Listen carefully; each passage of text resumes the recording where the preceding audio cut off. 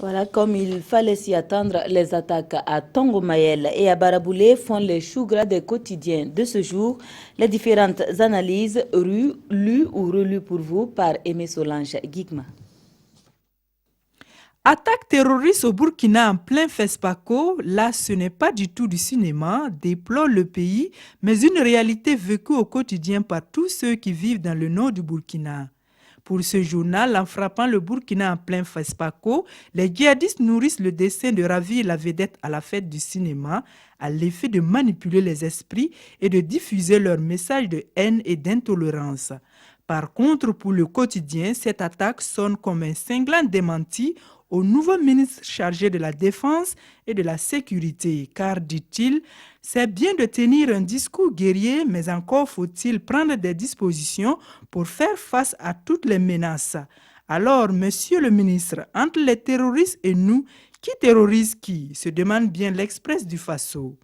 Autant le dire, poursuit ce journal, si les policiers se sont mis à l'abri au lieu de riposter, c'est la preuve qu'ils n'avaient pas les moyens et la stratégie appropriée pour cela.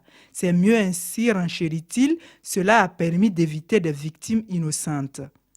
Aujourd'hui, au Faso fait savoir que ces attaques portent la marque du groupe terroriste Ansarul Islam du prédicateur Malam Ibrahim Diko. À quand donc allons-nous terroriser les terroristes s'interroge l'observateur Palga.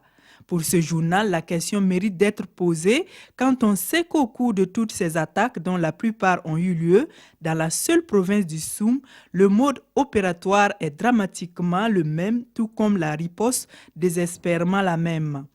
D'un côté, des individus non identifiés qui marchent sur des positions de nos forces de défense et de sécurité, massacrent et emportent du matériel, et de l'autre, déclarations fracassantes, envoi de renforts et vains ratissages. Il est plus que temps, suggère l'Obs, de changer le fusil d'épaule avant que le syndrome azawadien ne s'empare définitivement du Sahel burkinabé. Mais en attendant, signale la Sidoya, des députés de l'UEMOA expriment leur solidarité au peuple burkinabé.